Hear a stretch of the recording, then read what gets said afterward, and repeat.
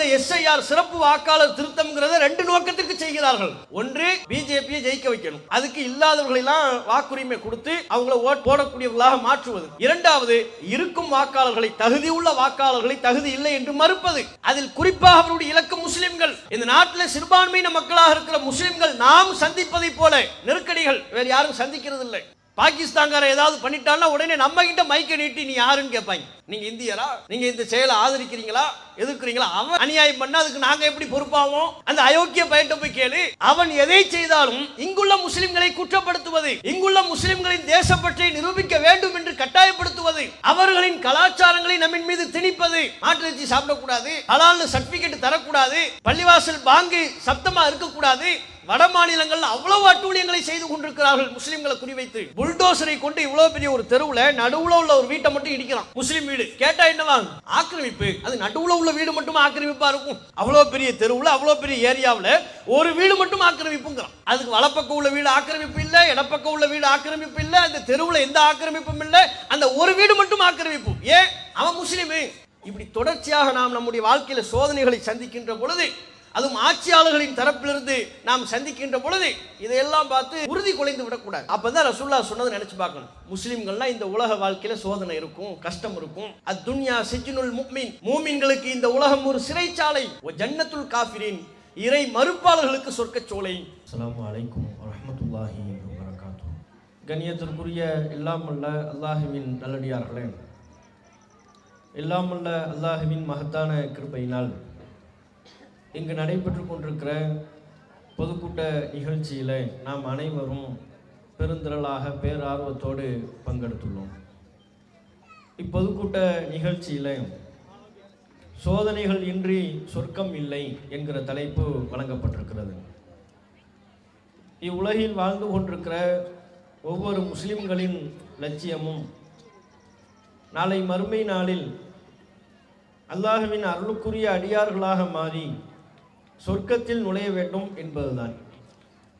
இவ்வுலகில் நாம் செய்யக்கூடிய எல்லா விதமான நல்லறங்களுக்கும் அடிப்படையாக இருப்பது, அந்த நல்லறங்களின் ஊடாக வணக்க வழிபாடுகளில் ஈடுபடுவதின் மூலமாக மறுமை நாளிலே அல்லாஹ் தருகிற சொர்க்கத்தில் நாம் நுழைந்து விட வேண்டும்.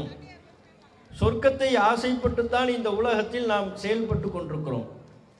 முஸ்லிம்களின் லட்சியம் அதுதான். அந்த சொர்க்கத்தை பெற வேண்டும் என்றால் இஸ்லாமிய மார்க்கம் நமக்கு சொல்லுகிற பாடம், அடிப்படையான பாடம் என்னவென்றால், மறுமை நாளிலே சொர்க்கத்தை பெற வேண்டும் என்றால் இவ்வுலகில் ஏராளமான சோதனைகளை வாழ்க்கையில் கடந்து வர வேண்டும். நாம் வாழ்கிற இந்த உலக வாழ்க்கையில எந்த சிரமத்தையும் சந்திக்காது, அல்லாஹ்வின் புறத்திலிருந்து சோதனைகளை நாம் எதிர்கொள்ளாமல் சொர்க்கத்தை அடைந்து விட முடியாது. இதுதான் இஸ்லாம் நமக்கு சொல்லித் தருகிற அடிப்படையான பாடம். அல்லாஹ் திருக்குர்ஆனில் இந்த கருத்தை ஏராளமான வசனங்களில் வலியுறுத்தி கூறுகிறான். அம் ஹசிபுத்தும் அன் ததுகுலுல் ஜன்னத் வலம்மா யஅதிக்கும் மஸலுல் லதீன ஹலவ் மின் கப்லிக்கும், உங்களுக்கு முன்பு வாழ்ந்த சமுதாய மக்களுக்கு ஏற்பட்டதை போன்றது உங்களுக்கு ஏற்படாமல் நீங்கள் சொர்க்கம் செல்லலாம் என்று நினைக்கிறீர்களா? முன்பு வாழ்ந்த சமுதாய மக்களுக்கு என்ன ஏற்பட்டது? மஸத்துஹுமுல் பஅஸாஉ வதர்ராஉ, அவர்களுக்கு ஏராளமான சிரமங்களும் கஷ்டங்களும் ஏற்பட்டது. வஸுல்ஸிலு, கடுமையாக உழுக்கப்பட்டார்கள், ஆட்டுவிக்கப்பட்டார்கள். சோதனையின் தாக்கம் அவர்கள் உழுக்கப்படும் அளவு இருந்தது. ஹத்தா யகூலர் ரசூல் வல்லதீன ஆமனு மஅஹு மதா நஸ்ருல்லாஹ், அவர்கள் சந்தித்த சோதனைகளின் விளைவாக தூதர்களும் தூதர்களை பின்பற்றிய மூமின்களும் சொன்னார்கள், அல்லாஹ்வுடைய உதவி எப்போதுதான் வரும்? இவ்வளவு சோதனைக்கு ஆளாக்கப்படுகிறோம், நம்முடைய வாழ்வில் இவ்வளவு துன்பங்களை நாம் அனுபவிக்கின்றோம், அல்லாஹ்வின் உதவி வராதா? அல்லது இறைவனின் உதவி எப்போது வரும் என்று ஏங்கும் அளவிற்கு, சொல்லும் அளவிற்கு அவர்கள் உழுக்கப்பட்டார்கள். அத்தகைய உங்களுக்கு முன்பு வாழ்ந்த சமுதாய மக்களுக்கு ஏற்பட்டதை போன்ற துன்பங்களும் சோதனைகளும் உங்கள் வாழ்வில் சந்திக்காமல் நீங்கள் சொர்க்கம் போகலாம் என்று நினைக்கிறீர்களா? அல்லாஹ் ரப்புல் ஆலமீன் திருக்குர்ஆனில் இந்த கருத்தை வலியுறுத்துகிறான். யாரை நோக்கி அல்லாஹ் இந்த வசனத்தில் உரையாடுகிறான்? நபிகள் நாயகம் ஸல்லல்லாஹு அலைஹி வஸல்லம் அவர்களை நோக்கி. அவர்களோடு இந்த கொள்கையில் பயணித்த நபித்தோழர்களை நோக்கி அந்த காலகட்டத்தில் மக்காவில் இஸ்லாமிய கொள்கையை ஏற்றுக்கொண்டதற்காக ஓரிரை கொள்கையின்படி செயல்படுவதற்காக ஏராளமான துன்பங்களை அவர்கள் தங்களுடைய வாழ்வில் எதிர்கொள்ள வேண்டியது இருந்தது. பல அடக்குமுறைகளை சந்திக்க வேண்டியது இருந்தது. வார்த்தைகளால் விவரிக்க முடியாத சோதனைகளுக்கு அவர்கள் ஆட்படுத்தப்பட்டார்கள். அப்போது மக்கள் மத்தியில் சில தடுமாற்றம் ஏற்பட்ட பொழுது அல்லாஹ் ரப்பல் ஆலமீன் சொல்கிறான், நீங்கள் சொர்க்கம் செல்ல வேண்டும் என்று தானே விரும்புகிறீர்கள்? அந்த சொர்க்கத்தில் நுழைய வேண்டும் என்றால் உங்களுக்கு சோதனைகள் வரத்தான் செய்யும். உங்களுக்கு முன்பு அந்த சமுதாய மக்களையும் நாம் அப்படித்தான் சோதித்தோம்.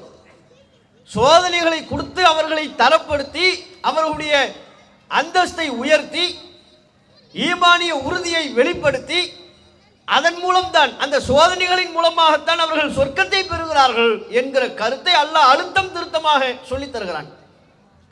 அப்ப முஸ்லிம்கள் முதலாவதாக புரிந்து கொள்ள வேண்டும், நாம் நம்முடைய வாழ்வில் இந்த உலக வாழ்க்கை பயணத்தில் சோதனைகள் என்பது ஒரு முஸ்லிமை பொறுத்தவரை தவிர்க்கவே முடியாதவை. சோதனைகளை தவிர்த்து இந்த உலகத்தில் நம்மால் வாழ முடியாது. சோதனைகளை என்றேனும் ஒரு நாள் எந்த வடிவத்தில் இருந்தாலும் அவற்றை நாம் எதிர்கொண்டே ஆக வேண்டும். அது பொருளாதார சோதனையாக இருக்கலாம், குடும்ப உறுப்பினர்களின் இழப்பாக மரணமாக இருக்கலாம், சொந்த பந்தங்களின் எதிர்ப்பாக இருக்கலாம், ஊர் மக்களின் பகையாக இருக்கலாம், இந்த உலகத்தில் நமக்கு கிடைக்கக்கூடிய நன்மைகளை இழப்பவற்றையாக இருக்கலாம். ஏதோ ஒரு வடிவில் அல்லாஹ் நம்மை சோதிப்பான். அல்லாஹ் திருக்குர்ஆனில் சொல்கிறான், வல நபுலுவன்னக்கும் பிஷைஇம் மினல் கௌஃப் வல் ஜூஇ வ நக்ஸிம் மினல் அம்வாலி வல் அன்ஃபுஸி வஸ் ஸமராத் வ பஷ்ஷிரிஸ் சாபிரீன். அல்லாஹ் திருக்குர்ஆனில் சொல்கிறான், உங்களை நாம் சோதிப்போம். எப்படி சோதிப்போம்? பொருளாதாரத்தில் குறைவை ஏற்படுத்தி சோதிப்போம், அச்சத்தை பயத்தை வழங்கி நாம் சோதிப்போம், உயிர் சேதத்தை ஏற்படுத்தி நாம் சோதிப்போம். மரணத்தின் மூலம் நம்முடைய மரணம், நமக்கு விருப்பமானவர்களின் மரணம், அந்த மரணத்தின் மூலம் நாம் சோதிப்போம். உங்களுடைய விளைச்சல், அந்த காலகட்டத்தில் விவசாயம் செய்கின்ற பொழுது அந்த விளைச்சலில் சேதத்தை ஏற்படுத்தி உங்களை நாம் சோதிப்போம். அப்போ பொருளாதார சோதனை, உயிர் சோதனை, எல்லா வகையிலும் உங்களை நாம் சோதிப்போம். பஷ்ஷிரிஸ் சாபிரீன். நபிகள் நாயகத்தை நோக்கி அல்லாஹ் சொல்கிறான், நபியே, அந்த சோதனைகளில் உறுதியாக இருந்த பொறுமைசாலிகளுக்கு நற்செய்தி சொல்வீராக. அந்த உறுதியாக இருந்தவர்கள் சோதனைகளை எப்படி எதிர்கொண்டார்கள்? அல்லதீன இதா அஸாபத்துஹும் முஸீபா, அவர்களுக்கு ஏதேனும் ஒரு துன்பம் ஏற்படும் பொழுது காலூ இன்னா லில்லாஹி வ இன்னா இலைஹி ராஜிஊன், நாங்கள் அல்லாஹ்விற்கே உரியவர்கள், அவனிடமே திரும்பி செல்லவிருக்கிறோம் என்று சொன்னார்கள். இவர்கள் தான் உறுதியானவர்கள். சோதனையை தம்முடைய வாழ்வில் உறுதியாக எதிர்கொண்டவர்களின் பண்பு எப்படி இருக்குமாம்?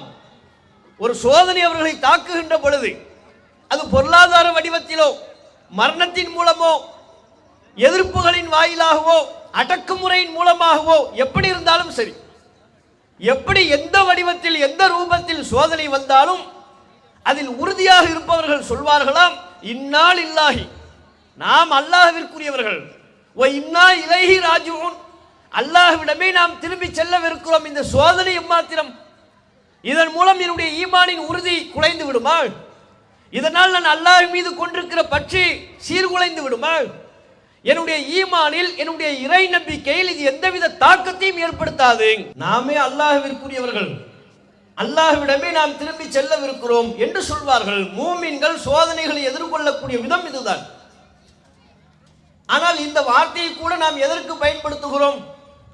அது நமக்கு உணர்த்தக்கூடிய கருத்தை புரிந்து கொள்ளாமல், அந்த வார்த்தை, அந்த வசனத்தின் மூலம் அல்லாஹ் நமக்கு சொல்லுகிற ஆழமான கருத்தை உள்வாங்காமல் ஒரு சடங்காக சம்பிரதாயமாக சொல்லிக் கொள்கிறோம். இன்னா லில்லாஹி வ இன்னா இலைஹி ராஜிஊன். இது அதிகமாக நம்ம பயன்படுத்துறது ரெண்டே இடத்துல தான். ஒன்று கரண்ட் போயிடுச்சுன்னு வைங்க, இன்னா லில்லாஹி வ இன்னா இலைஹி ராஜிஊன் சொல்லிடுவார், சொல்லிட்டு திட்டுவார் ஈபி காரனை. இவனுக்கு இதே வேலை, இந்த ஊரை விட்டு போகலான்னு சொன்ன கேட்டீங்களா? எப்ப பாரு இந்த ஈபி காரன், இவனுக்கு வேற வேலையே இல்லையா, கரண்ட போய்கிட்டே இருக்கணுமா? இன்னா லில்லாஹி சொல்லிட்டு அவனுக்கு ஒரு 3 திட்டு. கரண்ட் போகும்போது இதை நம்ம தவறாம சொல்லிடுவோம். ஒன்று. ரெண்டாவது, மௌத்து செய்தி, மரண செய்தி நமக்கு சொல்லப்பட்டால், பள்ளிவாசல்ல அறிவிப்பு செய்யப்பட்டால், வாட்ஸ்அப்ல பார்த்தோம்னா மெசேஜ், அல்லது நமக்கு போன் வழியா யாராவது சொன்னாங்கன்னா இன்னா லில்லாஹி வ இன்னா இலைஹி ராஜிஊன், அவர் எப்படி போனாரு? இன்னாலில்லாஹி சொல்லிடுவோம். நல்ல வாழக்கூடிய வயசாச்சு, நல்லா தானே இருந்தாரு, மனுஷன் கல்லு மாதிரி இருந்தாரு, எப்படி போனாரு இப்படின்னு அந்த விசாரணைகளுக்குள்ள போயிடும். அந்த நேரங்களில் பொருத்தமான நேரத்தில் தான் நாம் சொல்லுகிறோம். நாம் எதிர்பார்க்காமல் இருக்கின்ற பொழுது ஒரு துன்பம் நம்மை தாக்குகின்றது. கரண்ட் போகும்னு எதிர்பார்க்கல, திடீர்னு கரண்ட் போகுது, ஒரு அதிர்ச்சிக்கு உள்ளாகிறோம். சின்ன அதிர்ச்சி, ஒரு அதிர்வு.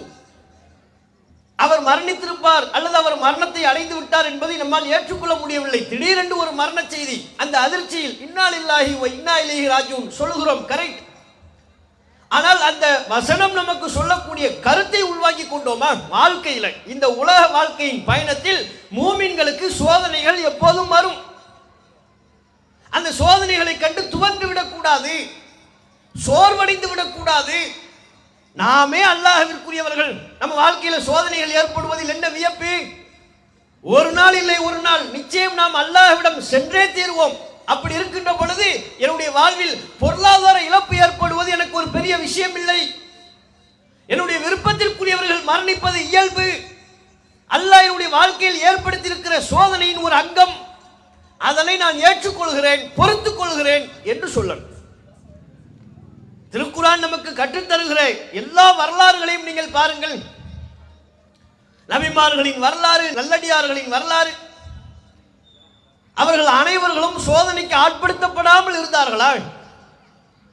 அவர்களுடைய வாழ்வு எந்த விதமான சோதனையும் சிரமத்தையும் சந்திக்காமல் சுகபோகமாக இந்த உலகத்தில் வாழ்ந்தார்களா? எந்த இறை தூதர் இந்த உலகத்தில் கஷ்டத்தை அனுபவிக்காம வாழ்ந்தார்? ஒரு இறை தூதர் இவர் கஷ்டத்தை அனுபவிக்கவே இல்லை, சொல்ல முடியுமா? எந்த நல்லடியார், அல்லாஹ்வுடைய திருப்தியை பெற்ற இறைவனின் அருளுக்குரிய காரியத்தில் ஈடுபட்ட எந்த ஒரு நபர் இந்த உலக வாழ்க்கையில கஷ்டங்களை அனுபவிக்காமல் இருந்தார்? எல்லா இறை தூதர்களும் எல்லா நல்லடியார்களும் இந்த உலக வாழ்க்கையில சிரமங்களை சந்தித்துத்தான் தங்களுடைய வாழ்க்கையை கழித்தார்கள். நபிகள் நாயகம் ஸல்லல்லாஹு அலைஹி வஸல்லம் அவர்களிடத்தில் கேட்கப்பட்டது. நபிகள் நாயகம் சொன்னாங்க, அம்பியா, இறை தூதர்கள் தான் தங்களுடைய வாழ்க்கையில மனிதர்களில் அதிகமான சோதனைகளை சந்தித்தவர்கள். அதற்கு பிறகு அடுத்த தரத்தில் உள்ளவர்கள், அதற்கு பிறகு அடுத்த தரத்தில் உள்ளவர்கள். அப்ப இந்த உலக வாழ்க்கையில இறை தூதர்கள் தான் மனிதர்களிலேயே அதிகமான சோதனைகளை சந்தித்தவர்கள். இறை தூதர்கள்னா யாரு? மனித சமூகத்தில் அல்லாஹ்வால் தேர்வு செய்யப்பட்டு இறைவனின் புறத்திலிருந்து இறை செய்தியை பற்றி அதை மக்களுக்கு வழங்குவதற்காக, எடுத்துரைப்பதற்காக இறைவனால் தேர்வு செய்யப்பட்ட இறை தூதர். அல்லாஹ் அவரை வழிநடத்துகிறார். அல்லாஹ்வுடைய திருப்திக்குரியவர், அல்லாஹ்வினுடைய அருளுக்குரியவர், அல்லாஹ்வின் மார்க்கத்தை பரப்புவதற்காகவே தங்களுடைய வாழ்வை அர்ப்பணித்தவர்கள். அவ்வளவு சிறந்த பணியில் ஈடுபட்டிருந்தும் கூட அவர்கள் அதிகமாக சோதனைக்கு ஆளாக்கப்பட்டிருக்கிறார்கள் என்று மார்க்கம் சொல்கிறது. அவ்வளவு சிறந்தவர்கள், சந்தேகமற இறைவனின் நேசத்தை பெற்றவர்கள், இறைவனின் நேசத்தை பெற்ற இறைவனின் அருளுக்கு பாத்தியப்பட்ட இறை தூதர்களே தங்களுடைய வாழ்க்கையில் அதிகமான சோதனைகளை சந்தித்திருக்கிறார்கள். அப்படின்னா நமக்கு சோதனை வராமல் இருக்குமா? ஆனால் இன்றைக்கு முஸ்லிம்கள் என்ன நினைக்கிறாங்க? நாம் அல்லாஹ்வை நம்புறோம், பள்ளிவாசலுக்கு போறோம், ரமலானில் நோன்பு நோக்கிறோம், நம்முடைய பொருளாதாரத்திலிருந்து நம்மால் இயன்றதை தான தர்மம் செய்கிறோம், ஏராளமான நற்காரியங்களில் ஈடுபடுகிற நமக்கு அல்லது எனக்கு ஏன் இவ்வளவு சோதனைகள் அப்படின்னு ஒரு முஸ்லிம் நினைக்கிறார். ஆணோ பெண்ணோ அவங்க சிந்தனை எப்படி இருக்கிறது என்றால், நம்ம அல்லாஹ்வை தொழுகிறோம், அதனால் நமக்கு கஷ்டம் வரக்கூடாது. வேளை தொழுகிறோம், தவறாமல் ரமலான் மாதத்தில் நோன்பு வைக்கிறோம், எனக்கு ஏன் வாழ்க்கையில கஷ்டம் வருகிறது, சோதனை வருகிறது, எந்த சிரமமும் இருக்கக்கூடாது, எந்த துன்பமும் என்னுடைய வாழ்வில் நடக்கக்கூடாது என்று ஒரு முஸ்லிம் கருதுகிறார். ஒரு ஆணோ பெண்ணோ அவ்வாறு நினைக்கிறார்கள். அல்லாஹ்வை தொழுது வணங்கி அடிபடுகிற முஸ்லிமாக இருக்கிற எனக்கு ஏன் இவ்வளவு சோதனை? ஏனைய நபர்களை பார்க்கிறார்கள், பள்ளிவாசல் பக்கமே அவர் வருவதில்லை, அவர் நன்றாக இருக்கிறார். இவர் குர்ஆனை எடுத்து ஓத தெரியாது, இவர் நன்றாக இருக்கிறார். அந்த அம்மாவுக்கு இஸ்லாத்தை பத்தி ஒண்ணுமே தெரியாது, எந்த பயானுக்கு வந்ததில்லை, அந்த அம்மா நல்லா இருக்கிறார். நாம ஒழுங்கா இல்லையே? நம்ம வாழ்க்கையில ஏராளமான சிரமங்கள் இருக்கிறதே. நம்ம பிள்ளைக்கு திருமணமாகி பல வருடங்கள் ஆகிவிட்டது, இன்னும் குழந்தை இல்லை. என்னுடைய கணவருக்கு நல்ல வேலை இல்லை, என்னுடைய பிள்ளை சரியாக படிப்பதில்லை அல்லது படித்தும் சரியான வேலை இல்லை, என் குடும்பத்தில் உள்ள இந்த உறுப்பினருக்கு தீராத நோய் ஏற்பட்டு விட்டது, அந்த நோயின் மூலம் பல மன உளைச்சலுக்கும் கவலைக்கும் நாங்கள் ஆளாகி கொண்டிருக்கிறோம், சுற்றிலும் நம்முடைய வாழ்க்கையில் எவ்வளவு பெரிய சோதனைகள். இதோ சில மாதங்களுக்கு முன்பு நம்முடைய குடும்பத்தில் நெருக்கமான இவர் தவறிவிட்டார், மரணித்து விட்டார், என்னுடைய தந்தை தவறிவிட்டார், என்னுடைய தாய் தவறிவிட்டார், அல்லது என்னுடைய மகன் தவறிவிட்டார், ஏதோ ஒரு இறப்பு, அதன் மூலம் ஒரு சோதனை, மனவேதனை. அப்ப நம்மை சுற்றிலும் நடக்கூடிய நம்முடைய வாழ்வில் நடைபெறக்கூடிய சோதனைகளை பார்த்து கலக்கம் அடைகிறோம். என்ன கலக்கம்? ஏன் நமக்கு இவ்வளவு துன்பங்கள் ஏற்படுகிறது, ஏன் இவ்வளவு சோதனைகள் ஏற்படுகிறது?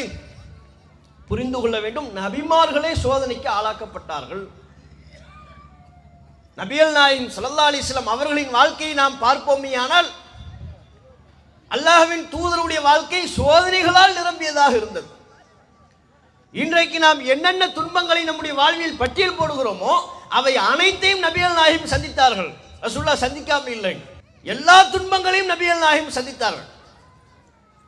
நபிகள் நாயகம் சந்திக்காத வறுமையால் இன்னைக்கு நம்மள பலர் பெரிய துன்பம், சோதனைனா என்ன சோதனையை சொல்லுவோம்? பொருளாதார சோதனை. காசு பணம் இல்லைங்க, கடன், எதிர்பார்க்கிற அளவுக்கு பொருளாதாரம் இல்லை,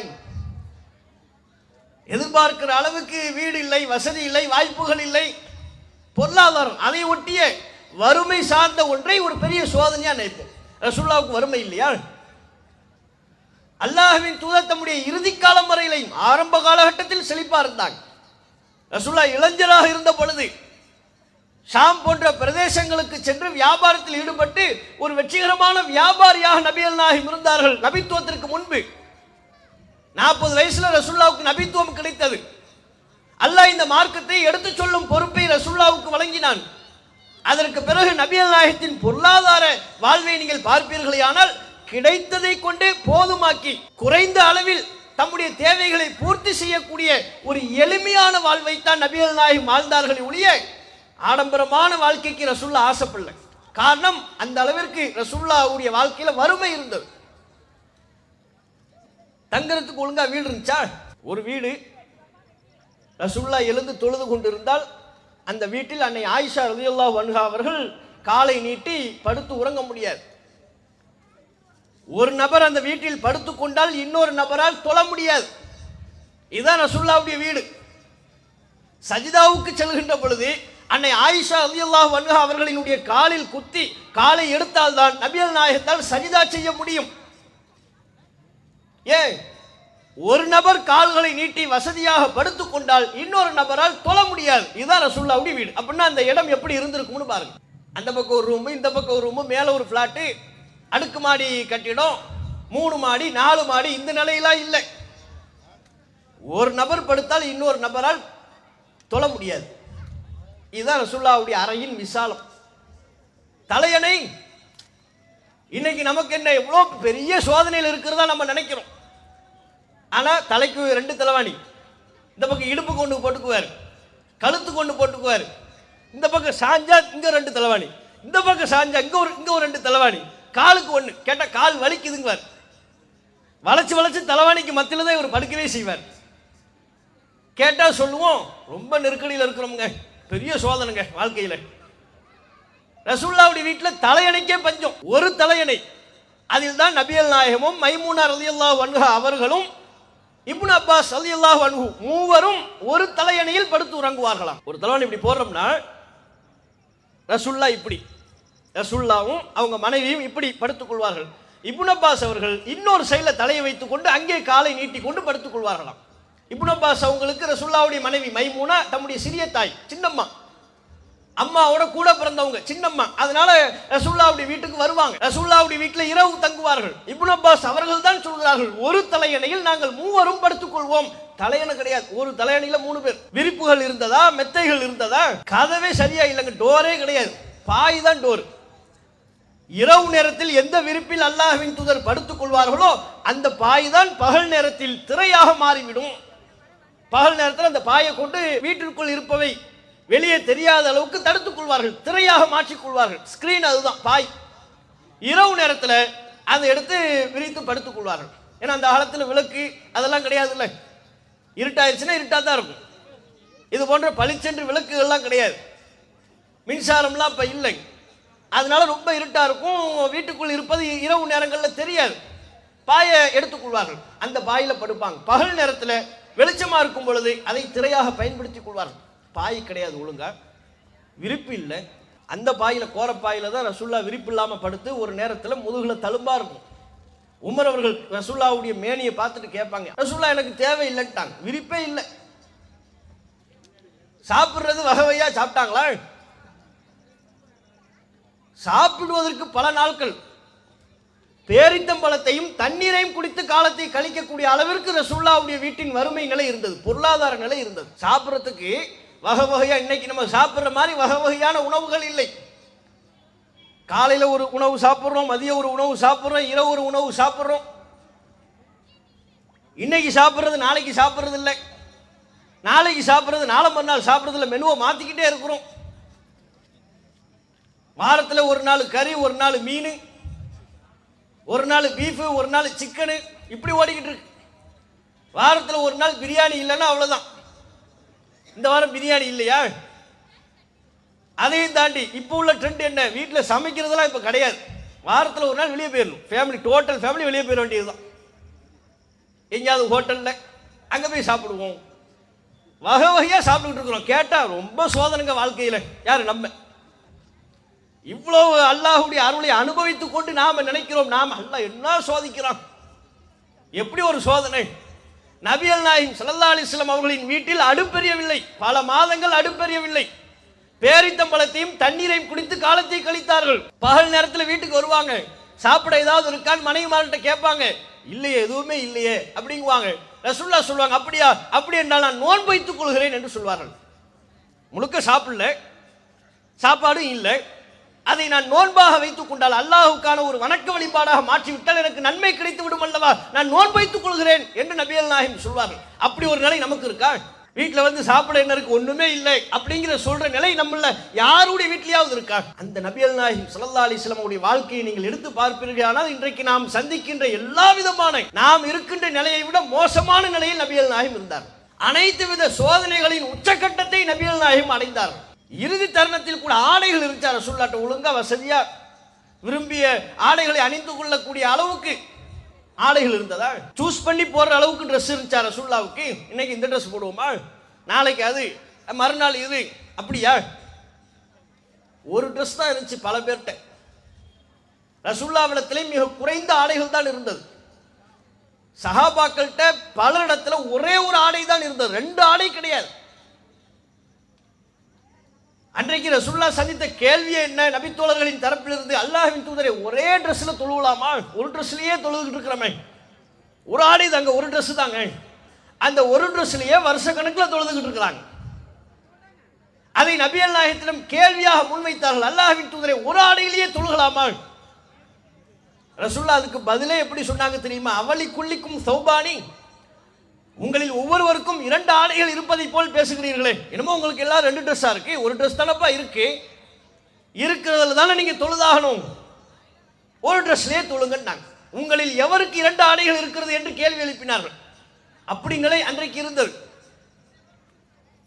ரசூலுல்லாஹ்வுக்கு ஒரு அம்மா ஆசையா தம்முடைய கையால் நெய்து ஒரு ட்ரெஸ்ஸை கொண்டு வந்து கொடுத்தாங்க. ரசூலுல்லாஹ் அந்த அன்பளிப்பை பெற்றுக் கொண்டார்கள். சுற்றிலும் உள்ள நபித்தோழர்கள் சொன்னார்கள், தொட்டு பார்த்து, அல்லாஹ்வின் தூதரே அருமையான ஆடை, பல தூதுக்குழுவினர் உங்களை சந்திக்க வருகின்ற பொழுது இந்த ஆடையை நீங்கள் அணிந்து கொள்ளலாம், உங்களுக்கு ஒரு தரமான ஆடை இல்லை. எவ்வளோ பேர் வர்றாங்க. ரசூலுல்லாஹ் ஒரு இறை தூதர், ஒரு ஆட்சியாளர், பல தூதுக்குழுவினர் மார்க்க செய்திகளை அறிந்து கொள்வதற்கும் நாட்டை நிர்வகிப்பதை பற்றியான செய்திகளை தெரிந்து கொள்வதற்கும் நபிகள் நாயகத்தை சந்திக்க வருகிறார்கள். ஆனால் நல்ல ஒரு ஆடை இல்லை. சஹாபாக்கள் சொன்னார்கள், அல்லாஹ்வின் தூதரே இந்த ஆடையை நீங்கள் தூதுக்குழுவினர் வரும்போது அணிந்து கொள்ளலாம், நல்லா இருக்கு, தரமான ஆடை. சரின்னு வாங்கிட்டு உள்ள போகும்போது இன்னொரு சஹாபியை தொட்டு பார்த்தார். அவர் பார்த்துட்டு சொன்ன, அல்லாஹ்வின் தூதரே ரொம்ப சூப்பரா இருக்கு, ஆனா நான் போட்டா நல்லா இருக்கு, எனக்கு தாங்களே அப்படின்ட்டார். எனக்கு தாங்க. ரசூலுல்லாஹ் அப்படியா, அந்த ட்ரெஸ் உடுத்துட்டு வந்து காட்டினாங்க. ரசூலுல்லாஹ் தம்முடைய மேனியில் அந்த ஆடை அணிந்து கொண்டு வந்து நபி தோழர்களுக்கு காட்சி அளித்தார்கள். அப்போது ஒருவர் தொட்டு பார்த்து, இந்த ஆடை சிறப்பாக இருக்கிறது, எனக்கு தந்தால் இன்னும் சிறப்பாக இருக்கும்னார். இந்த தரன் உள்ள போனாங்க, மாற்றினார்கள், பழைய ஆடை அணிந்து கொண்டார்கள். தனக்கு அன்பளிப்பாக கிடைத்த புதிய ஆடையை கேட்ட நபித்தோழருக்கே கொடுத்து விட்டார்கள். சஹாபாக்கெல்லாம் திட்டினாங்க, ஏன் இந்த ஆடை கேட்ட? ரசூலுல்லாவுக்கு பல ட்ரெஸ்ஸாக இருக்கு, ஏதோ இப்போ அந்த அம்மா ஒரு ட்ரெஸ்ஸை கொண்டு வந்து கொடுத்தாங்க, அந்த தூதுக்குழுவினர் வரும்போது அணிந்து கொள்ளலாம் என்று நாம் சொன்னோம், அதுக்குள்ளே நீங்கள் கேட்டுட்டீங்களே, இதெல்லாம் சரியில்லை. ரசூலுல்லாஹ் கேட்டால் தருவார்கள் என்பது உங்களுக்கு தெரியுமா தெரியாதா? நபிகள் நாயகத்திடம் ஒன்றை கேட்டால் தம்மிடம் இருந்தால் கொடுத்து விடுவார்கள், மறுக்க மாட்டார்கள்.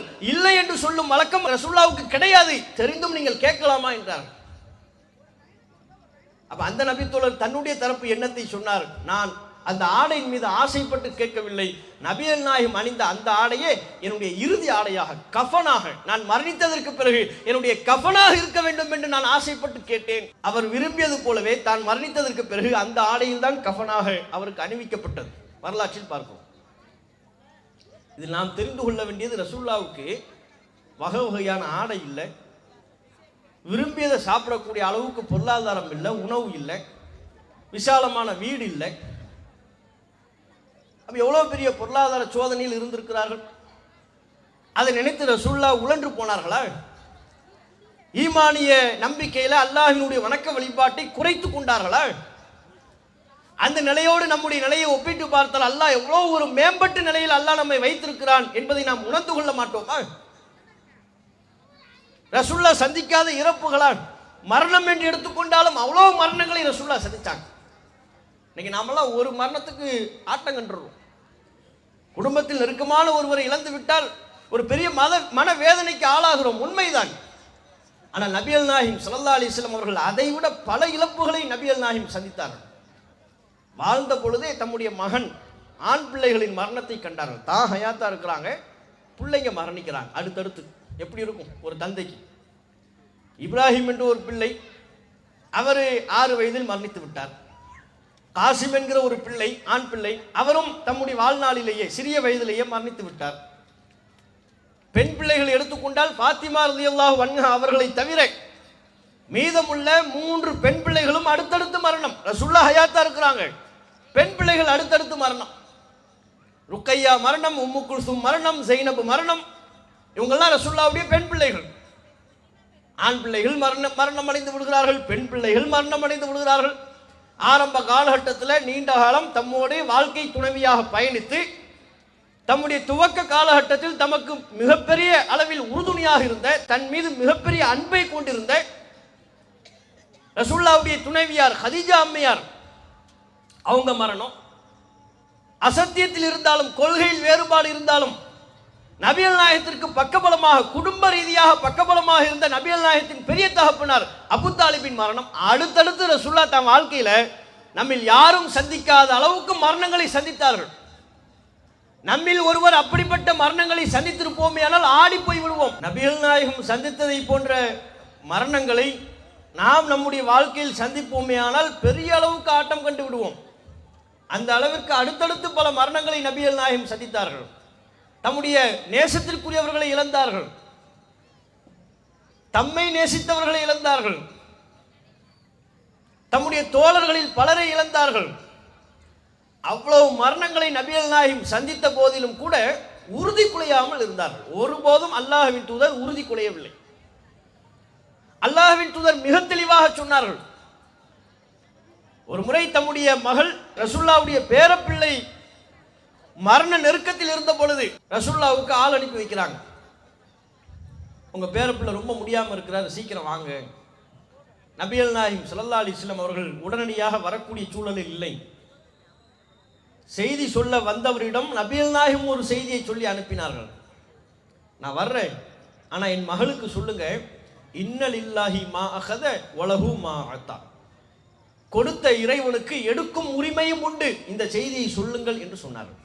எப்பேற்பட்ட உறுதி, எவ்வளவு விசாலமான பார்வை! இந்த உலக வாழ்க்கையை பற்றி, இந்த உலக வாழ்க்கையில் நமக்கு ஏற்படுகிற சோதனைகளை பற்றி எவ்வளவு விசாலமான பார்வை நபிகள் நாயகத்துக்கு இருந்திருந்தால் இந்த வார்த்தையை சொல்லி தம்முடைய மகளுக்கு அறிவுரை சொல்லியிருப்பார்கள். கொடுத்த இறைவனுக்கு எடுக்கும் உரிமையும் உண்டு. யாரா இருந்தாலும், எதுவா இருந்தாலும், பொருளாதாரத்தை அல்லாஹ் தர்றானா அதை எடுக்கிற உரிமை அல்லாஹ்வுக்கு இருக்கு. தந்தது யாரு?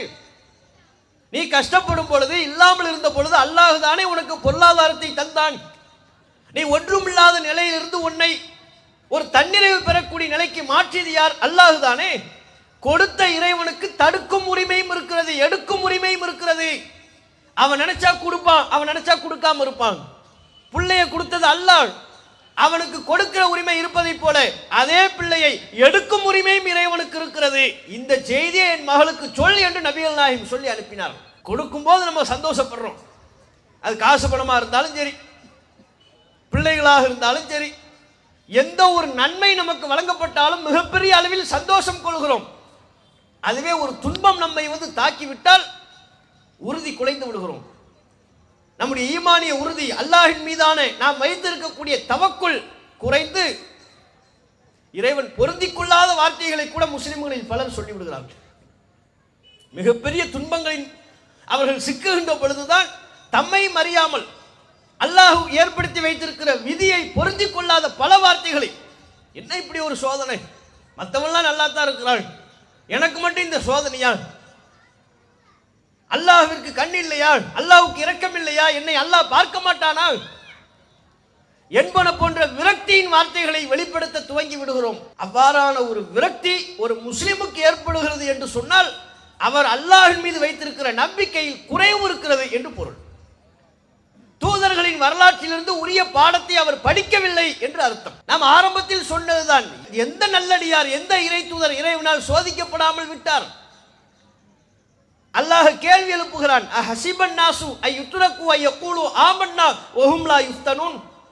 நாங்கள் ஈமான் கொண்டு விட்டோம் என்று சொல்லிவிட்டால் அவர்கள் சோதிக்கப்படக்கூடாது என்று நினைக்கிறார்களா? நீ ஈமான் கொண்டுட்ட, என்னை ஐவேளை தொழுகிறாய், எனக்காக நோன்பு இருக்கிறாய், நான் சொன்னேன் என்பதற்காக தான தர்மங்களை வழங்குகிறாய், அதனால நான் உன்னை சோதிக்க கூடாதா? அல்லாஹ் கேட்கிறான். டெஸ்ட் நான் பண்ண தான் செய்வேன்.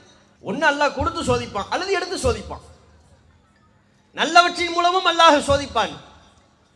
நம்முடைய மனதுக்கு விருப்பமில்லாத நிகழ்வுகளை நம்முடைய வாழ்வில் ஏற்படுத்தி அதன் மூலமும் அல்லாஹ் சோதிப்பான். ஆனால் அல்லாஹ் சொல்ல வருவது, நீ ஈமான் கொண்டு விட்டாய் என்பதற்காகவே உன்னை நான் சோதிக்காம விடணுமா? அப்படி நீ நினைத்துக் கொண்டாயா? மூமின்கள் அவ்வாறு எண்ணிக்கொள்கிறார்களா? மூசா அலைஹிஸ்ஸலாம் அவர்கள் தம்முடைய வாழ்வில் எவ்வளவு பெரிய சோதனைகளை சந்தித்தார்கள். அவருடைய பிறப்பே ஒரு சோதனை, அவர் வளர்ந்ததே ஒரு சோதனை. அந்த சோதனைகள் எல்லாம் மீறிதான் அவர் வளர்கிறார். அந்த சமூகத்தில் வளர்ந்த ஆளாகி நின்ற போது அல்லாஹ் ரப்புல் ஆலமீன் நபித்துவத்தை அல்லாஹ் வழங்குகிறான். மூசா அலைஹிஸ்ஸலாம் அவர்கள் தனி ஒரு நபராக நபித்துவத்தை அல்லாஹ்விடமிருந்து பெற்று நிற்கிறார்கள். ஆனால் எதிரணி ஃபிர்அவுன் என்கிற பெரிய கொடுங்கோலன், சர்வாதிகார ஆட்சி புரியக்கூடிய மன்னன். அந்த ஊரில் பிறக்கின்ற ஆண் குழந்தைகளை எல்லாம் ஈவு இரக்கமின்றி கொல்ல துணிகிற, கொன்று விடுகிற மிகப்பெரிய அநியாயக்கார கூட்டம். அவன் தான் மன்னனா இருக்கிறான், அவன் வச்சதுதான் சட்டம், அவனை கேட்கறதுக்கு ஆள் இல்லை, பெரிய படை அவனிடத்தில் இருக்கிறது, போர் வீரர்கள் அவனிடம் இருக்கிறார்கள். மூசா நபியிடத்தில் ஒன்றும் இல்லை ஈமானை தவிர. அல்லாஹ் சொல்கிறான், அவன்கிட்ட போய் பிரச்சாரம் பண்ணுங்க. தன்னை இறைவன் என்று சொல்கிறான். நீ இறைவன் அல்ல, வானத்தை படைத்து பூமியை படைத்து பரிபாலிக்கின்ற ஒரு இறைவன் இருக்கிறான், அந்த அல்லாஹ்வை தான் நாம் வணங்க வேண்டும் என்று சொல். அல்லாஹ் மூசா நபிக்கு உத்தரவிட்டான். மூசா அலைஹிஸ்ஸலாம் அவர்கள் சொன்னார்கள். அதே போல் ஃபிர்அவுன் மன்னன் என்கிற முறையில் அந்த ஊரில் பிறக்கின்ற ஆண் குழந்தைகளை கொன்று இஸ்ரவேல் சமூகத்தை அடிமைப்படுத்திக் கொண்டிருக்கிறான். இஸ்ரவேல் சமூகத்தை துன்புறுத்த கூடாது என்பதையும் சேர்த்து சொல்லுங்கள். அல்லாஹ் மூசா நபிக்கு சொல்ல சொல்கிறான். அவன்கிட்ட போய் சொல்லுங்க, அர்சில் மஅனா பனி இஸ்ராயில், இஸ்ரவேல் மக்களை எங்களோடு அனுப்பிவிடு, வலா துஅதிபுஹும், அவர்களை நீ துன்புறுத்தாதே, இதையும் சொல். மூசா நபி தன்னந்தனி ஒரு நபர். அல்லாஹ்விடம் தன்னுடைய சகோதரரை துணை நபியாக, தமக்கு சப்போர்ட்டா ஒரு நபியா என்னுடைய சகோதரரையும் ஆக்கி என்று அல்லாஹ்விடத்தில் கேட்டு இருவருமாக சென்றார்கள். யாருமே இல்லை, பெரிய மன்னனை எதிர்கொண்டார்கள்.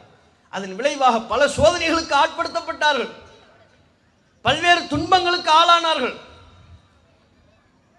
மூசா அலைஹிஸ்ஸலாம் அவர்களை நம்பிக்கை கொண்டவர்கள் சொற்ப எண்ணிக்கையில் இருந்தார்கள். ஃபிரௌனின் படை மிகப்பெரிய படையாக இருந்தது. ஒரு கட்டத்தில் மூசா அலைஹிஸ்ஸலாம் அவர்களை கொல்ல துணிந்து தம்முடைய படையை அனுப்பினான். ஃபிரௌனும் வந்தான். அல்லாஹ்வின் உதவி மூசா அலைஹிஸ்ஸலாம் அவர்களுக்கு ஏற்பட்டதா இல்லையா? கடல் குறுக்கிட்ட பொழுது கடல் பிளந்து அல்லாஹ் வழியை ஏற்படுத்தினான். மூசா அலைஹிஸ்ஸலாம் அவர்கள் காப்பாற்றப்பட்டார்கள், மோமின்கள் காப்பாற்றப்பட்டார்கள், ஃபிரௌன் அழிக்கப்பட்டான். இங்கே அந்த வரலாற்றிலிருந்து நாம் பெற வேண்டிய பாடம், நபி மூசா அலைஹிஸ்ஸலாம் அவர்களே தம்முடைய வாழ்வில் ஏராளமான துன்பங்கள், ஏராளமான சோதனைகளுக்கு ஆட்படுத்தப்பட்டார்கள். ஒரு இறை தூதர் அவரே சோதனையிலிருந்து தப்பவில்லை என்றால் நாம் எப்படி சோதனைகளுக்கு தப்புவோம்? இன்னைக்கு நம்ம வாழ்க்கையில் நடக்கிற சின்னஞ்சிறிய விஷயங்களுக்கெல்லாம் கூட அவற்றை உரிய விதத்தில் நாம் எடுத்துக்கொள்வது கிடையாது. ஒரு சின்ன பொருளாதாரத்தில் நஷ்டம் ஏற்பட்டு விட்டது என்று சொன்னால் அதற்கே பெரிய அளவுக்கு நாம் ஆட்டம் கண்டு விடுகிறோம். ஒரு நோய் ஏற்பட்டு விட்டது என்றால் அந்த நோய்க்காக பெரிய அளவில் நாம் ஆட்டம் கண்டு விடுகிறோம். அல்லாஹ்வுடைய விதியை நாம் மறுத்து அல்லது அல்லாஹ்வுடைய விதியை பொருந்திக் கொள்ளாமல் பேசிக் கொண்டிருக்கிறோம். சோதனைகளை எடுத்துக்கொள்ளக்கூடிய பக்குவமே நம்மிடத்தில் இல்லை. இன்றைய தலைமுறையினருக்கு அறவே இல்லை. ஆண்களா இருந்தாலும் பெண்களா இருந்தாலும் புதிய தலைமுறைகள் சோதனைகளை ஏற்றுக்கொள்வதற்கே தயாரை. தோல்வியே வரக்கூடாது, எந்த தோல்வியும் வரக்கூடாது, நினைச்சதெல்லாம் நடக்கணும், விரும்பியதெல்லாம் கிடைக்கணும். வாழ்க்கையில கஷ்டம்னு ஒன்னவே நம்ம பார்த்துடக்கூடாது. மீறி அவ்வாறு கஷ்டம் ஏற்பட்டு விட்டால் அல்லாஹ் இருக்கிறானா இல்லையா, அல்லாஹ்வுக்கு இரக்கம் இல்லையா, நமக்கு அல்லாஹ் உதவி செய்ய மாட்டானா, அல்லாஹ்வுடைய கண்ணுக்கு நம்ம தெரியலையா?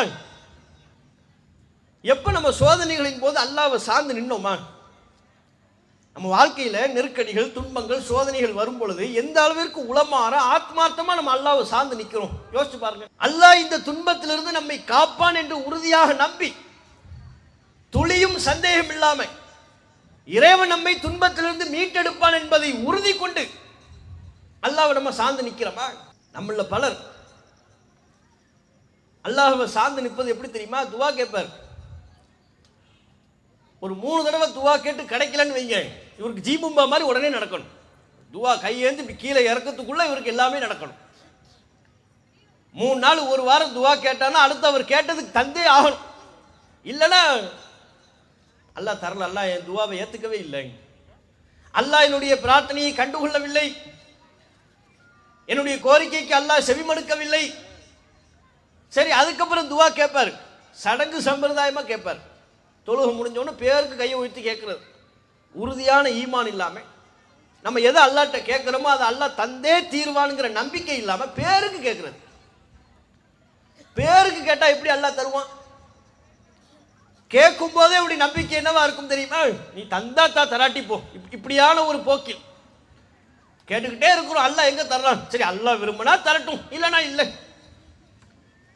உறுதியான ஈமான் இல்லாமல், தவக்குல் இல்லாமல், அல்லாஹ் நான் கேட்பது எனக்கு தந்தே தீர்வான் என்கிற உறுதிப்பாடு இல்லாமல் அல்லாஹ்ட்ட நம்ம கேட்கிறோம். அது நமக்கு ஏற்படுகிற துன்பங்களின் போதும் நம்முடைய பிரார்த்தனைகள் அப்படித்தான் இருக்கிறது. ஆனால் நீங்கள் இறை தூதர்களை பார்ப்பீர்களே, ஆனால் அவருடைய வாழ்க்கை வரலாற்றை பார்த்தால் எவ்வளவு பெரிய நெருக்கடிக்கு அவர்கள் தள்ளப்பட்டாலும், மிகப்பெரிய சோதனைகளை தம்முடைய வாழ்வில் அவர்கள் எதிர்கொண்டாலும் அல்லாஹ்வின் மீது நம்பிக்கை குறையாமல் இறைவா இந்த துன்பத்தை போக்கி என்று அல்லாஹ்வை முழுவதுமாக நம்பி கேட்டார்கள். எந்த இறை தூதரா இருந்தாலும். நபி யூனுஸ் அலைஹிஸ்ஸலாம் அவருடைய வாழ்க்கை வரலாற்றை பாருங்கள். அவர்களுக்கும் அல்லாஹ் ஒரு கட்டத்தில் ஒரு சோதனையை கொடுத்தான். நாமெல்லாம் கூட அந்த சோதனையை நம்ம சந்திக்கல. நபி யூனுஸ் அலைஹிஸ்ஸலாம் அவர்கள் செய்த ஒரு தவறின் விளைவாக மீன் வயிற்றில் அல்லாஹ் தூக்கி போட்டான். மீன் வயிற்றில் அகப்பட்டுக் கொண்டார்கள். எத்தனை நாட்கள்? பல நாட்கள் அகப்பட்டுக் கொண்டார்கள். அது உண்மையிலே எவ்வளவு பெரிய சோதனை.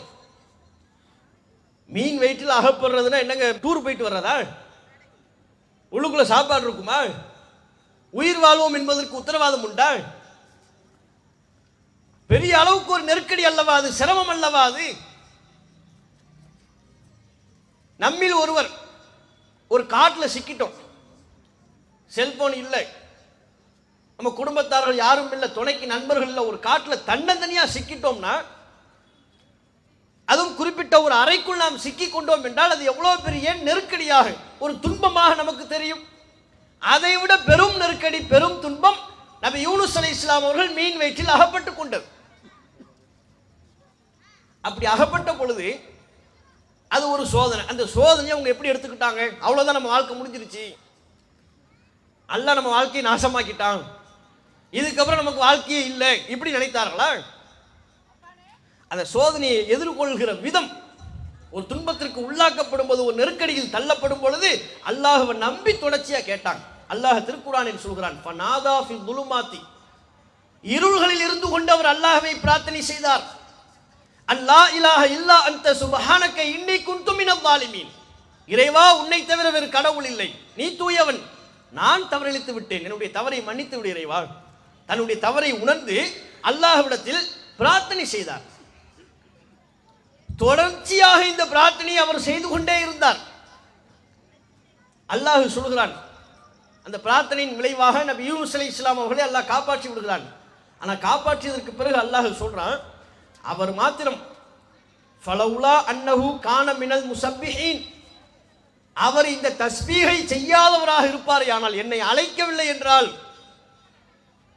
அந்த நெருக்கடியின் போது என்னை அவர் அழைத்து பிரார்த்தனை செய்யவில்லை என்றால், லலபிஸ ஃபீ பத்னிஹி இலா யௌமி யுபஅஸூன், மறுமை நாள் வரை மீன் வயிற்றிலேயே தான் அவர் அகப்பட்டிருப்பார். அல்லாஹ் சொல்றான், நான் கண்டுக்கவே மாட்டேன், என்னை கூப்பிட்டதுனால தான் நான் பார்த்தேன், என்னை அழைத்ததால் அவருடைய அழைப்புக்கு நான் பதிலளித்தேன், அவரை மீன் வயிற்றிலிருந்து காப்பாற்றினேன், அவருடைய துன்பத்தை நான் போக்கினேன், அவருக்கு ஏற்பட்ட சோதனை, அவருக்கு நான் வழங்கிய சோதனையை அகற்றினேன்.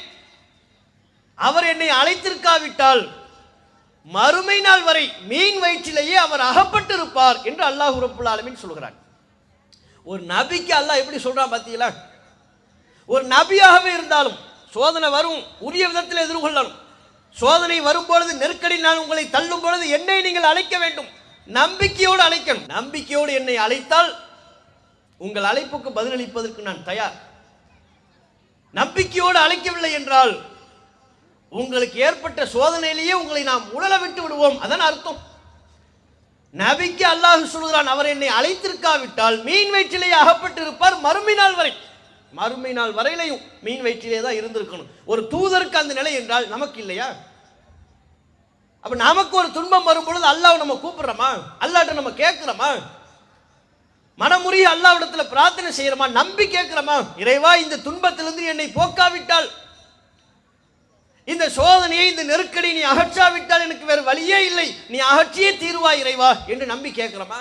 சோதனையின் போது அல்லாஹ்வின் மீது சார்ந்திருக்காம ஷைத்தானியத்தான செயல்களில் மனிதர்கள் சார்ந்திருக்கிறார்கள். நம்மள சில லூசுகள் இருக்கு, பார்த்திருக்கீங்களா? சோகம் வந்துருச்சுன்னு வைங்க, சோகப்பாட்டா கேட்டு அழுதுகிட்டு இருப்பாங்க. அவங்களா சோகப்பாட்டை கேட்டு அவங்களா அழுதுகிட்டு இருக்கிறது.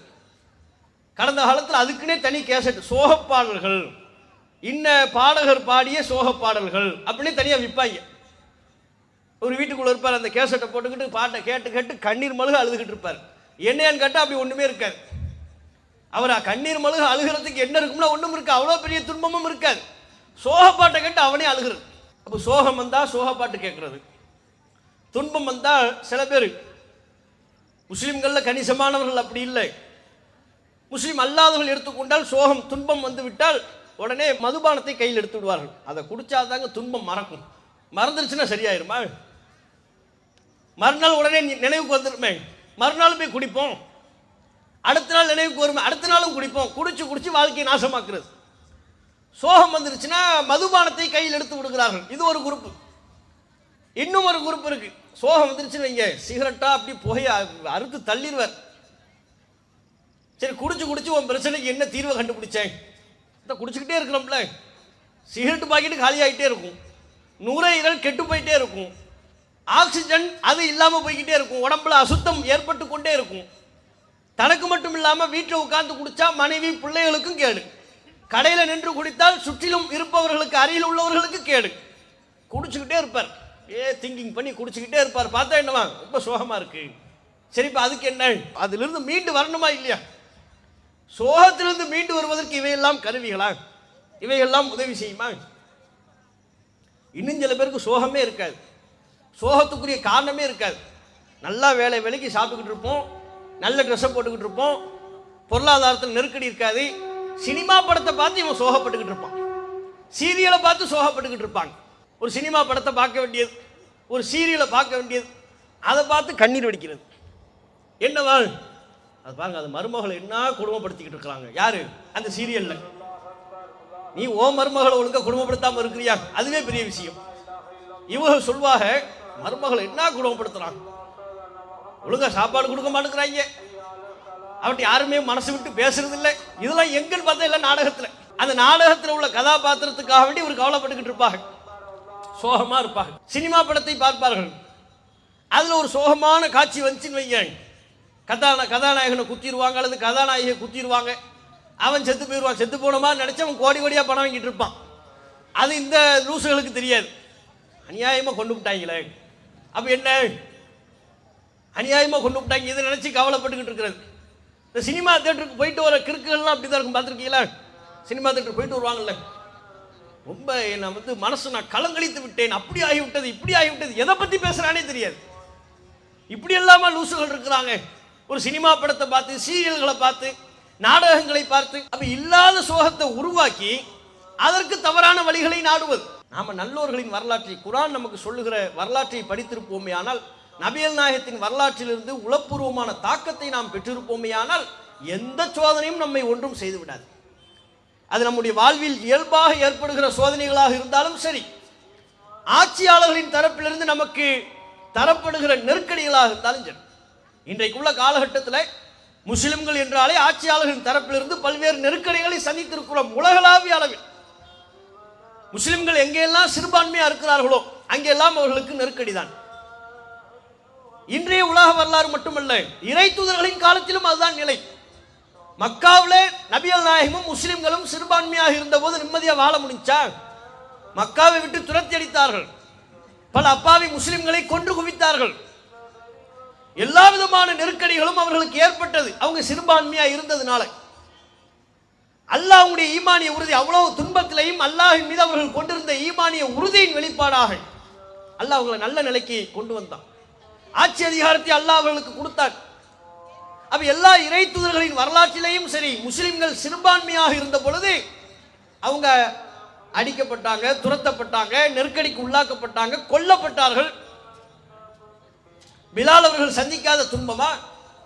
சுமையா ரலியல்லாஹு அன்ஹா அவர்கள் இந்த மார்க்கத்திற்காக முதலில் தம்முடைய உயிரை துறந்த உயிர் தியாகி அல்லவா? இந்த மார்க்கத்திற்காக உயிர் துறந்த முதல் தியாகி என்று சொன்னால் சுமையா ரலியல்லாஹு அன்ஹா அவர்கள் தான். இப்படி சிறுபான்மையாக இருக்கின்ற முஸ்லிம்கள் அந்தந்த காலகட்டத்தில் உள்ள மக்களின் தரப்பிலிருந்தும் ஆட்சியாளர்களின் புறத்திலிருந்தும் பல நெருக்கடிக்கு உள்ளாகுவார்கள். இந்தியாவிலையும் அதுதான் நடக்குது, உலகளாவிய அளவுலையும் அதுதான். பர்மாவில் ரோஹிங்கியா முஸ்லிம்கள் துரத்தப்பட்டாங்க, அகதியா ஆக்கப்பட்டாங்க, விரட்டி அடிக்கப்பட்டார்கள். உலகளாவிய அளவிலையும் ஏராளமான முஸ்லிம்கள் அகதிகளாக விரட்டப்பட்டார்கள், துரத்தி அடிக்கப்பட்டார்கள். இங்கே முஸ்லிம்களுக்கு என்ன நடைபெறுகிறது? முஸ்லிம்னா அவனுடைய வீடுகளை புல்டோசரை கொண்டு இடிக்கிறாங்க. முஸ்லிம் என்றால் அவனுடைய குடியுரிமையை சந்தேகத்திற்கு உள்ளாக்குகிறார்கள். முஸ்லிம் என்றால் ஜெய் ஸ்ரீராம் என்று சொல் என்று கட்டாயப்படுத்துகிறார்கள். சொல்ல மறுத்தால் கொலை செய்கிறார்கள். ஒரு முஸ்லிம் மாட்டிறைச்சியை கொண்டு சென்றால் அதற்காக வேண்டி அடித்து துன்புறுத்துகிறார்கள், கொலை செய்கிறார்கள். பெரியவர் சிறியவர் என்கிற பாரபட்சமே பார்ப்பதில்லை.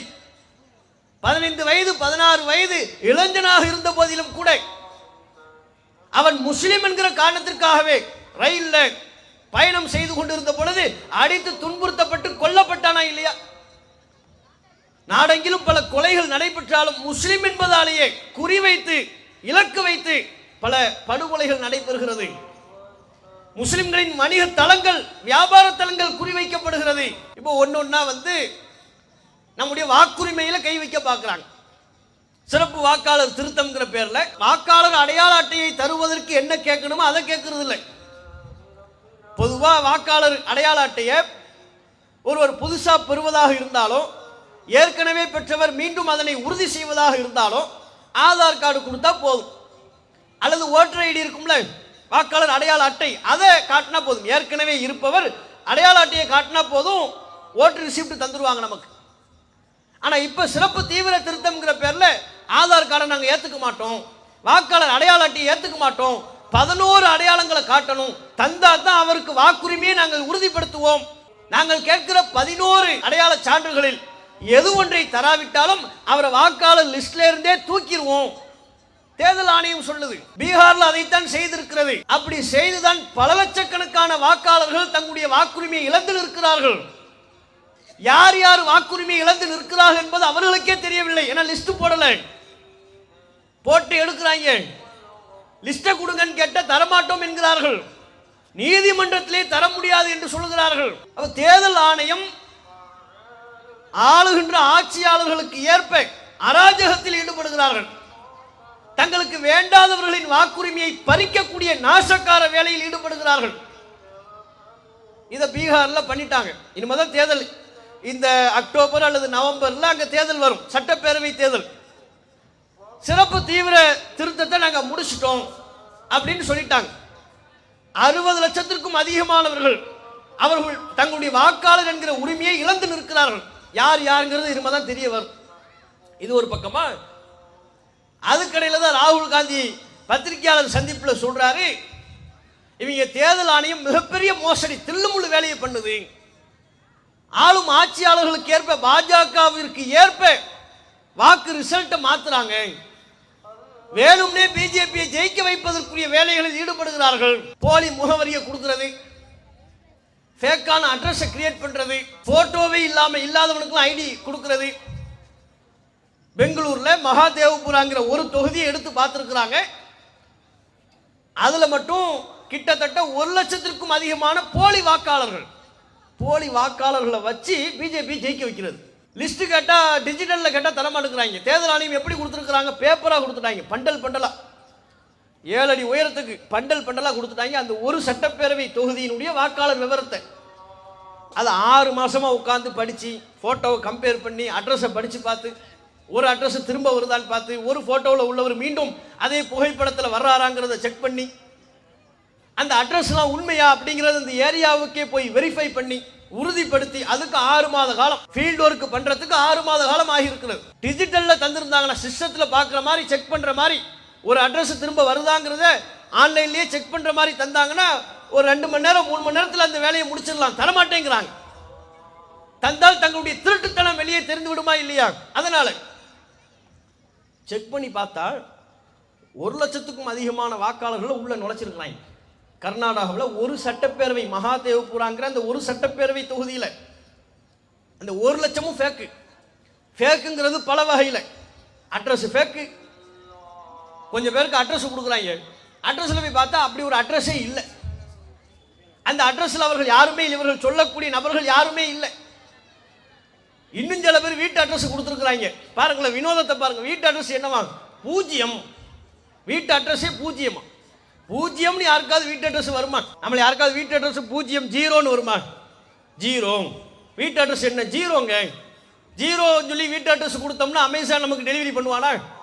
பிளிப்கார்ட் டெலிவரி பண்ணுவானா? ஆன்லைன்ல எவனாவது நமக்கு கொண்டு வந்து டெலிவரி பண்ணுவாங்களா? ஒரு அமேசான், பிளிப்கார்ட் ஆன்லைன்ல வியாபாரம் பண்றவனே 0னா ஏத்துக்க மாட்டான். தேர்தல் ஆணையம் ஏற்றுக்கொண்டு அவனுக்கு ஓட்டு உரிமையை கொடுத்துருக்காங்க. வீட்டு அட்ரஸ் என்னவா? 0. 0ங்கிற வீட்டு அட்ரஸ் எங்க இருக்கு? நம்பர் ஏதாவது 1 2 3 15 15B 27A இப்படி தானுங்க இருக்கணும். 0ங்கிறது எப்படி வீட்டு அட்ரஸ் ஆகும்? 0ங்கிறது வீட்டு அட்ரஸ். இப்படி சில பேர் கொடுத்துருக்காங்க ஓட்டர் ஐடி. இன்னும் சில பேர் தகப்பனார் பேர். தகப்பனார் பேர் என்ன அப்படின்னா, தகப்பனார் பேர் TJAIFJQ. எப்படி குண்டங்க மண்டங்க. சின்ன பிள்ளைங்க நம்ம செல்போனை வாங்கிட்டு தெரியாம யாருக்காவது வாட்ஸ்அப்ல மெசேஜ் அனுப்பி விட்டுருவாங்க தெரியுமா வீட்டில். அப்போ அவங்க அனுப்பின மெசேஜை பார்த்தீங்கன்னா ஒரு வரிசை கிரகத்திலே இருக்காது. ஏதாவது ABCDGF ஏதோ இருக்கும் எழுத்து. இதை தகப்பனார் பேர்னு ஒருத்தன் கொடுத்துருக்குறாங்க. இப்படி சில பேர் தகப்பனார் பேர், தந்தை பெயர் CJDIFGL இப்படி. இப்போ நம்மளாம் ஓட்டு போட போகும்போது எவ்வளோ டெஸ்ட் பண்ணுறீங்க? ஃபோட்டோ கரெக்டாக இருக்கான்னு பார்க்குறான், வீட்டு அட்ரஸ் கரெக்டாக இருக்கான்னு பார்க்குறான், ஸ்பெல்லிங்கில் ஒரு எழுத்து முன்பின்னாக மாற்றி விட்டால் கூட வாக்குச்சாவடியில் உள்ளே நுழைந்து வாக்கு செலுத்த முடியாது என்று திருப்பி அனுப்புகிறார்கள். இப்படியான அநியாயங்களை, அட்டூழியங்களை முஸ்லிம்கள், சிறுபான்மையின மக்கள் அல்லது தங்களுக்கு வேண்டாதவர்கள் என்று செய்ய வருகின்ற பொழுது, பெங்களூர்ல அந்த தொகுதியில தந்தை பெயர் CJDA எப்படி ஏதோ டெக்ஸ்ட் பண்ணி இருக்கிறான். அவனுக்கு எப்படி ஓட்டு உரிமை கொடுத்தாங்க? அவனுக்கு ஓட்டு உரிமை. இன்னும் சில பேர் வீட்டு முகவரியில் ஹேஷ்டாக் கொடுத்துருக்காங்க. ஹேஷ்டாக்னு ஒன்று கொடுப்பாங்கல்ல, செல்போன்ல இருக்கு, பார்த்துருக்கீங்களா? ஹேஷ்டாக் அதான் வீட்டு அட்ரஸா. ஹேஷ்டாக்கே வீட்டு அட்ரஸ்ங்கிறாங்க. அவனுக்கு ஓட்டு உரிமை. எவ்வளோ பெரிய ஃப்ராடுத்தனம், எவ்வளோ பெரிய ஃபோர்ஜரி. ஒரு தேர்தல் ஆணையம் இப்படிப்பட்ட ஃபோர்ஜரியை, ஒரு மோசடி வேலையை பண்ணும் என்று சொன்னால் ஜனநாயகத்திற்கு மதிப்பேது. அப்ப இவர்கள் இந்த SIR சிறப்பு வாக்காளர் திருத்தம்ங்கிறத 2 நோக்கத்திற்கு செய்கிறார்கள். ஒன்று, பிஜேபியை ஜெயிக்க வைக்கணும். அதுக்கு இல்லாதவர்களெல்லாம் வாக்குரிமை கொடுத்து அவங்கள ஓட்டு போடக்கூடியவர்களாக மாற்றுவது. இரண்டாவது, இருக்கும் வாக்காளர்களை, தகுதியுள்ள வாக்காளர்களை தகுதி இல்லை என்று மறுப்பது. அதில் குறிப்பாக அவருடைய இலக்கு முஸ்லிம்கள்.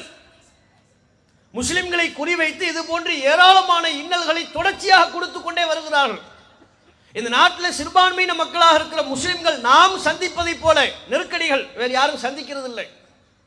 ஏதாவது ஒரு நிகழ்வு நடந்து விட்டால் போதும், பாகிஸ்தான்கார ஏதாவது பண்ணிட்டான்னா உடனே நம்ம கிட்ட மைக்கை நீட்டி நீ யாருன்னு கேட்பாங்க. நீங்க இந்தியரா, நீங்க இந்த செயலை ஆதரிக்கிறீங்களா, எதிர்க்கிறீங்களா? அவன் அநியாயம் பண்ண அதுக்கு நாங்க எப்படி பொறுப்பாவோம்? அந்த அயோக்கிய பையன்ட்ட போய் கேளு. அவன் எதை செய்தாலும் இங்குள்ள முஸ்லிம்களை குற்றப்படுத்துவது, இங்குள்ள முஸ்லிம்களின் தேசப்பற்றை நிரூபிக்க வேண்டும் என்று கட்டாயப்படுத்துவது, அவர்களின் கலாச்சாரங்களை நம்மின் மீது திணிப்பது, மாட்டிறைச்சி சாப்பிடக்கூடாது, ஹலால் சர்டிபிகேட் தரக்கூடாது, பள்ளிவாசல் பாங்கு சப்தமா இருக்கக்கூடாது, வட மாநிலங்கள் அவ்வளவு அட்டூழியங்களை செய்து கொண்டிருக்கிறார்கள் முஸ்லிம்களை குறிவைத்து. புல்டோசரை கொண்டு இவ்வளவு பெரிய ஒரு தெருவில் நடுவுல உள்ள ஒரு வீட்டை மட்டும் இடிக்கிறான், முஸ்லிம் வீடு. கேட்டா என்னவா? ஆக்கிரமிப்பு. அது நடுவுல உள்ள வீடு மட்டும் ஆக்கிரமிப்பா இருக்கும்? அவ்வளோ பெரிய தெருவில் அவ்வளோ பெரிய ஏரியாவில் ஒரு வீடு மட்டும் ஆக்கிரமிப்புங்கிறான். அதுக்கு வலப்பக்கம் உள்ள வீடு ஆக்கிரமிப்பு இல்லை, இடப்பக்கம் உள்ள வீடு ஆக்கிரமிப்பு இல்லை, அந்த தெருவில் எந்த ஆக்கிரமிப்பும் இல்லை, அந்த ஒரு வீடு மட்டும் ஆக்கிரமிப்பு. ஏன்? அவன் முஸ்லிம், முஸ்லிம் வீட்டை இடிக்கணும், அதற்கு பொய்யான காரணங்களை சொல்லணும். இப்படி தொடர்ச்சியாக நாம் நம்முடைய வாழ்க்கையில் சோதனைகளை சந்திக்கின்ற பொழுது, அதுவும் ஆட்சியாளர்களின் தரப்பிலிருந்து நாம் சந்திக்கின்ற பொழுது, இதையெல்லாம் பார்த்து உறுதி குலைந்து விடக்கூடாது. நம்ம அப்பதான் ரசூலுல்லாஹ் சொன்னதை நினைச்சு பார்க்கணும். முஸ்லிம்கள்லாம் இந்த உலக வாழ்க்கையில சோதனை இருக்கும், கஷ்டம் இருக்கும். அத்துன்யா சிஜ்னுல் முஃமின், மூமின்களுக்கு இந்த உலகம் ஒரு சிறைச்சாலை. ஒ ஜன்னத்துல் காஃபிரின், இறை மறுப்பாளர்களுக்கு சொர்க்கச்சோலை. இறை மறுப்பாளர்களுக்கு இந்த உலகத்தில் வேண்டுமானால் சுகபோகமாக வாழ்ந்து விடலாம், ஆனால் ஒரு முஸ்லிம் இந்த உலகத்தில் சுகபோகமாக வாழ முடியாது. சிரமங்களோடு தான் வாழ வேண்டும், நெருக்கடிகளோடு தான் வாழ வேண்டும், கஷ்டங்களோடு தான் வாழ வேண்டும். அந்த கஷ்டத்திலையும் அல்லாஹ்வை தொழுது அல்லாஹ்வுடைய உதவியின் மீது நம்பிக்கை வைத்து நாம் வாழ்வோமேயானால் இறைவனின் புறத்திலிருந்து நாம் எதிர்பாராத விதத்தில் நமக்கு உதவிகள் வந்து சேரும், நம்முடைய உள்ளம் உறுதியடையும். நபிகள் நாயகம் ஸல்லல்லாஹு அலைஹி வஸல்லம் அவர்கள் சொன்னார்கள், ஹுஜிபத்தின் நாரு பி ஷஹவாத், நரகம் மனோ இச்சைகளால் மூடப்பட்டிருக்கிறது. நரகத்தின் திரை மனோ இச்சைகள். எப்போது ஒரு நபர் தம்முடைய மனம் போன போக்கில் வாழ்ந்து கொண்டிருக்கிறாரோ, மன இச்சை எதையெல்லாம் செய்யும்படி தூண்டுகிறதோ அதற்கேற்ப தம்முடைய வாழ்வை அமைத்துக் கொண்டால் அவர் நரகத்தின் திரையை அகற்றுகிறார். இறுதியில் அவர் நரகத்திலேயே போய் விழக்கூடிய அபாயம் இருக்கிறது. அல்லாஹ் காப்பாற்றணும். நபிகள் நாயகம் சொன்னார்கள், ஹுஜிபத்தில் ஜன்னத்து பில் மக்காரி, சொர்க்கம் சிரமங்களால் மூடப்பட்டிருக்கிறது. ஒரு மனிதன் இந்த உலக வாழ்க்கையில் எவ்வளவுக்கு எவ்வளவு சிரமங்களை சந்திக்கின்றானோ அவன் சொர்க்கத்தின் திரையை அகற்றுகிறான். இந்த மார்க்கத்திற்காக கொண்ட கொள்கைக்காக நம்பிக்கையின் பேரில் அவர் ஏராளமான துன்பங்களை சோதனைகளை இந்த உலக வாழ்வில் சந்திக்கின்ற பொழுது சொர்க்கத்தின் திரையை அகற்றுகிறார். இறுதியில் அவர் சொர்க்கத்திற்குள்ளே நுழைகிறார், தான் சந்தித்த சோதனைகளை பொறுமையாக எடுத்துக்கொண்ட காரணத்தினால். ஆகவே இந்த உலக வாழ்வில் நமக்கு ஏற்படக்கூடிய சோதனைகள் எதுவாக இருந்தாலும், சிறியதோ பெரியதோ, காய்ச்சல் வந்தாலும் சரி, தலைவலி வந்தாலும் சரி, வியாபாரத்தில் நஷ்டம் என்றாலும் சரி, ஒரு மரணம் என்றாலும் சரி, நீண்ட காலம் நாம் விரும்பிய ஒரு காரியம் நடைபெறவில்லை என்றாலும் சரி, நம்முடைய குடும்பத்தில் நம்முடைய விருப்பம் போல் நாம் விரும்புவது போல் பல நிகழ்வுகள் நடைபெறவில்லை, நன்மைகள் நம்முடைய வாழ்வில் நடைபெறவில்லை என்று நாம் எண்ணிய ஒரு தருணங்களாக இருந்தாலும் சரி, அத்தனை துன்பங்களின் போதும் சோதனைகளின் போதும் அல்லாஹ்வை முழுமையாக சார்ந்த இறைவா இந்த துன்பத்தை போக்கு என்று அல்லாஹ்வை நம்பி நாம் பிரார்த்தனை செய்வோமையானால் அல்லாஹ் நம்முடைய துன்பத்தை போக்குவதற்கு தயாராக இருக்கிறான். நமக்கு நம்பிக்கை ஊட்டும் விதமாக அல்லாஹ் சொல்கிறான், இன்னமா அல் உஸ்ரி யுஸ்ரா, சிரமத்துடன் தான் லேஸ் இருக்கிறது. இந்த உலகத்தில் இன்னைக்கு நாம் சிரமப்படுறோம்னா நிச்சயம் இன்ஷா அல்லாஹ் ஒரு நாள் ஒன்று இந்த உலகத்திலே நமக்கு அல்லாஹ் இன்பத்தை தருவான், அல்லது மறுமையில் நிச்சயம் நாம் இன்பமாக இருப்பதற்குரிய ஒரு வாழ்க்கையை அல்லாஹ் நமக்கு தருவான். அத்தகைய நல்வாய்ப்பினை அல்லாஹ் ரப்புல் ஆலமீன் நம்ம அனைவருக்கும் தந்தருள்வானாக என்று கேட்டு என்னுடைய உரையை நிறைவு செய்து கொள்கிறேன்.